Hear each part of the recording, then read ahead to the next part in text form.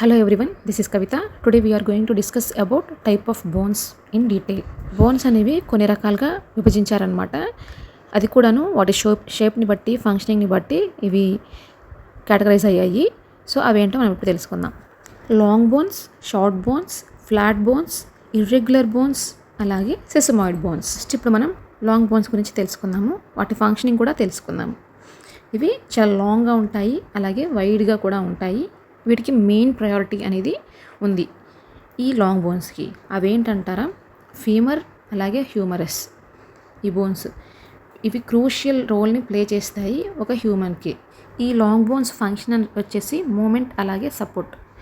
Moment చేస్తుంది, అలాగే సపోర్ట్ని కూడా ఇస్తుంది. Next short bones.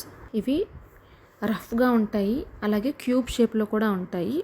అవి వాటి ప్లేస్లో అవే ఉంటాయి, సపోర్ట్ చేసుకుంటాయి. అలాగే చిన్న చిన్న మూమెంట్స్ని ఇస్తూ వాటి ప్లేస్లో అవే ఉంటూ దానిపైన అది చేసుకుంటూ పోతుంది. అవేంటంటారా, కార్పల్స్ అలాగే టార్సిల్స్. ఇవి చేతికి కాళ్ళకి ఉంటాయి. Next flat bones. ఇవి చాలా పల్చగా ఫ్లాట్గా ఉంటాయి. ఇవి ఇంటర్నల్ లోపల ఉన్న ఆర్గాన్స్కి ప్రొటెక్షన్ ఇస్తుంది. ఇవి ఉపరితలంగా ఉన్న మజిల్స్కి కూడా అటాచ్ అయ్యి ఉంటుంది ఈ బోన్స్ అనేవి. ఆ బోన్స్ ఏంటంటే skull, ribs and sternum. Next irregular bones. ఇవి చూడడానికి కాంప్లెక్స్ షేప్లో, అంటే చాలా ఇర్రెగ్యులర్గా, వేరే ఎక్కడ ఇవి ఫిట్ అవ్వకుండా ఉండే విధంగా ఉంటాయి ఈ బోన్స్ అనేవి. ఇవేంటంటే సపోర్ట్ని ఇస్తుంది, ప్రొటెక్షన్ కూడా ఇస్తుంది, ఫ్లెక్సిబిలిటీని కలిగి ఉంటుంది.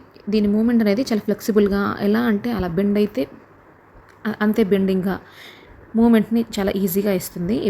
ఈ బోన్స్ ఏమంటున్నారు, వర్టిబ్రా అంటే స్పైన్.